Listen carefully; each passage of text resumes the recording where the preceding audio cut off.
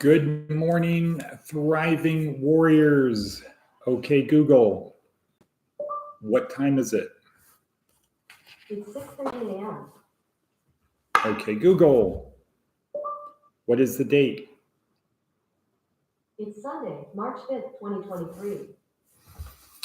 And finally, okay, Google, what is the weather?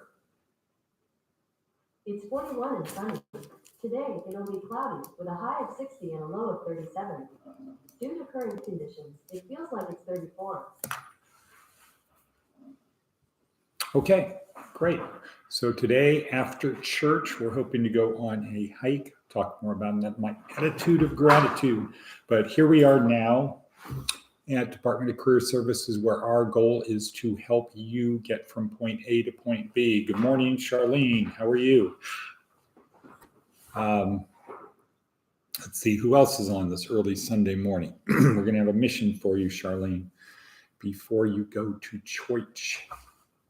I already let Pastor Frank know, or I sent him a text saying we expect to have 9 people. So hopefully you'll have you plus 3 people in the car. Maybe 4, but 3. So John, Sayer, Charles, that would be good. All right, so here we are, Career Services, where our goal is to help you get from point A to point B, where B is better. It's a journey. Good morning, Diana. It is a journey. It's not a sprint. It's not a marathon. It's a journey. And like all journeys, it's full of ups and downs, highs and lows, boredom, fear, uncertainty, doubt, frustration, ennui, but adventure. In the end, that is what we have. All righty. So that's what we're here doing. This is a short today. Hopefully I'll have about 15 minutes, maybe a little bit longer, but I'll try to talk fast and shorten things down just to the stuff because it's the end of the week, meaning we just finished another week in our 1-week course. So I do want to kind of wrap that up too. But down below, we have links to important breadcrumbs like our 4-week online course. Oh, good, Diana. Our online 4-week course. The link to the motivational video, which I watched to prepare for this, Jordan Peterson video, Daily Stoic video, Seth Godin, transcript, Jack Rowland, Baraka Church, Inc. Magazine, the TED Talk for today. So there's about 17 breadcrumbs down below, plus services we provide our members: housing, clothing, food, hygiene, transportation, skills training, foundational employment, and career planning. All of those things wrapped up in here. The big stuff is down below. Please look in the description. If this is your first time, please take a second to subscribe, click on the bell, thumbs up. You know what to do. Share this with other people because that's our goal. All right, let's get ready. Strap in, get ready for our journey for today. Put on our virtual seatbelt, pull it tight, snug around our waist. Get ready with the next thing, which is our coffee. So I have my very large coffee mug. Coffee cup, coffee in my roll-in container. Try not to spill too much.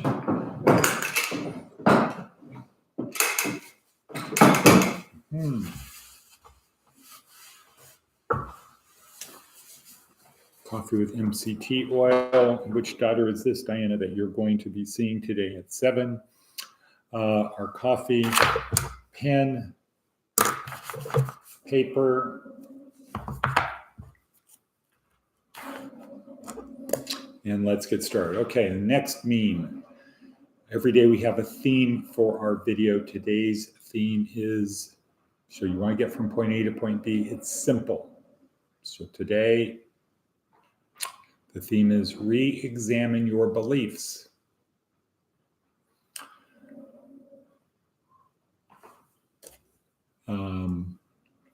So one of the memes down below, whatever you choose to believe becomes true for you.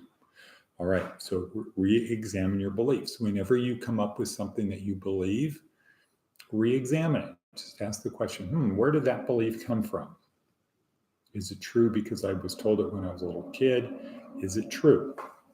Re-examine your belief. That's how we change our beliefs. That's how you help get you from point A to point B. Okay, next thing, our attitude of gratitude.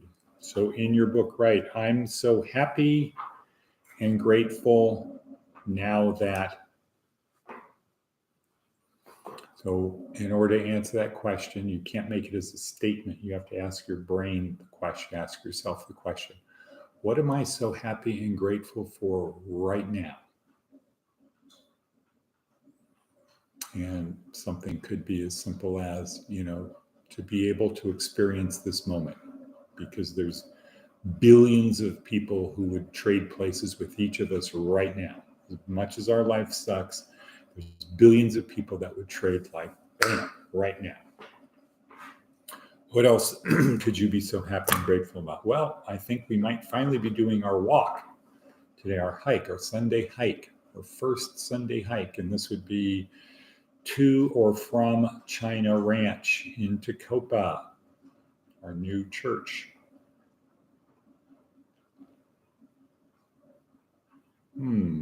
Okay, they offered her 10 years. Okay, I don't know what that means, Diana. They offered her 10 years. So you're seeing your daughter with maybe a little bit more description, or you can call me after this if you have time, because I know you have to get going, etc.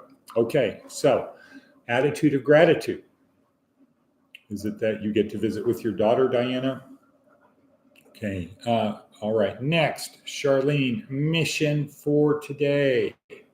Mission for today. If you can leave about 10 minutes early, so you're going to go to Tacoma, you're going to go buy Happy Bread on your way, maybe leave 10 minutes early, take John in there, show him the place, and get some bread. Get a couple things, maybe those things that have the bread attached to the bread, so people can just, we can bring that. So maybe do enough so that we have one stick for our hike, and then maybe 15 rolls, 10 to 15 rolls for everyone else, and then Cash App me and Baboomba. It would be good. Be a nice gift for Frank. Yeah. Okay. So that's the mission for today, Charlene. Great.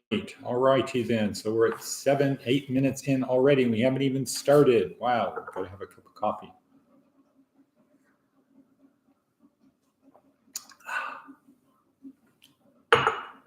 Okay. Some memes from today's video.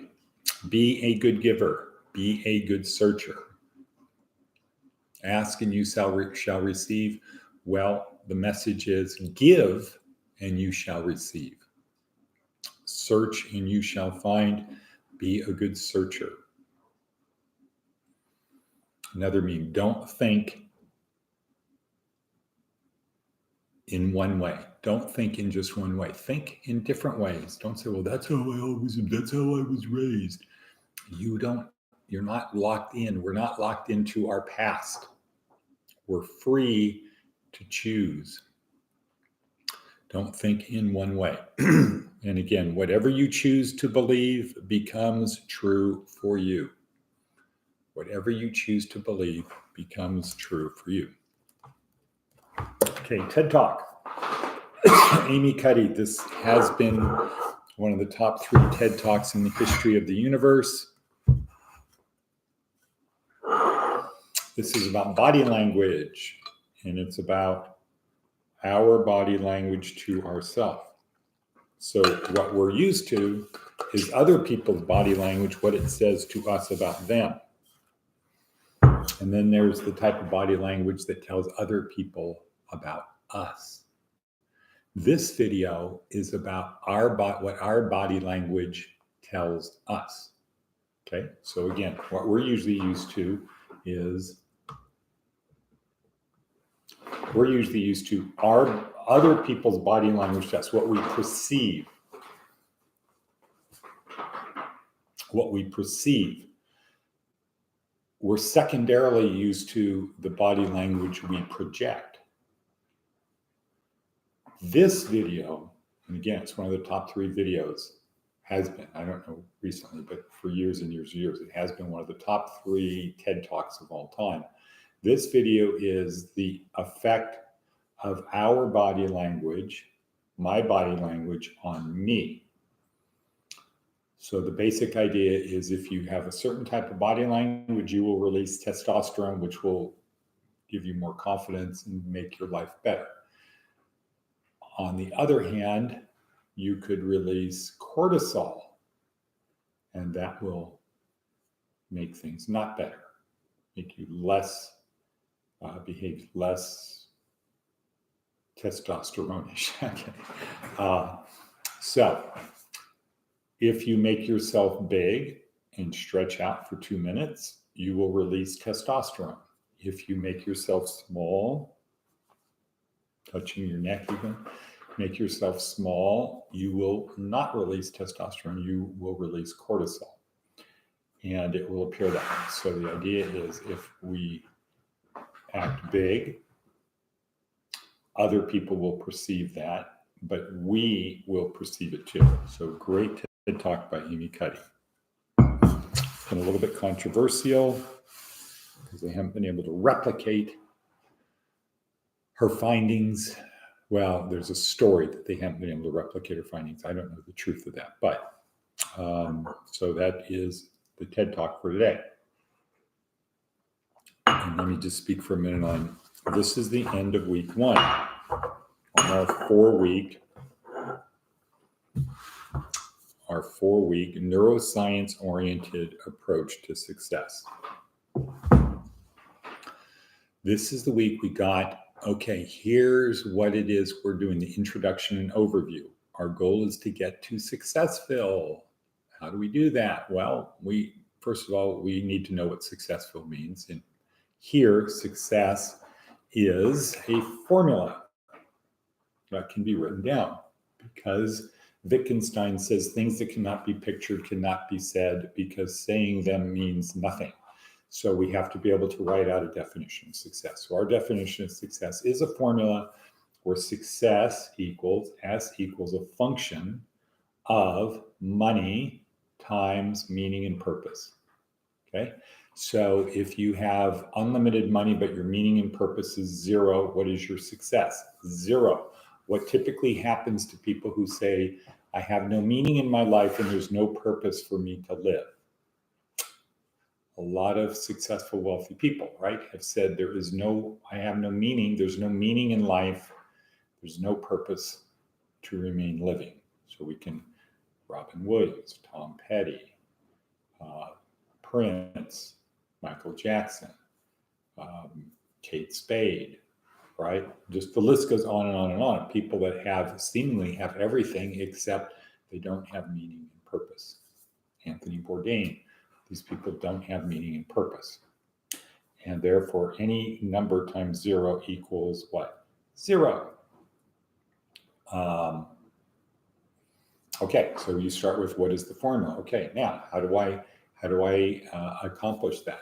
So the next thing in our introduction and overview is to be able to answer 2 questions. Who am I and why do I behave the way I do? Okay, I behave the way I do because I have beliefs that trigger the release of neurotransmitters. And the neurotransmitters make me feel, neurotransmitters and hormones, make me feel certain ways. And my feelings affect my behavior, and my behavior affects the outcome. So the idea is to be able to dial in who we need to be right now. So I do that by releasing neurotransmitters to make me feel the way I need to feel right now. If I need to run into a burning building to save children, I cannot be overcome by fear. I won't run in. Literally people, not me, of course, but people will freeze in fear. They cannot move. They don't know what to do.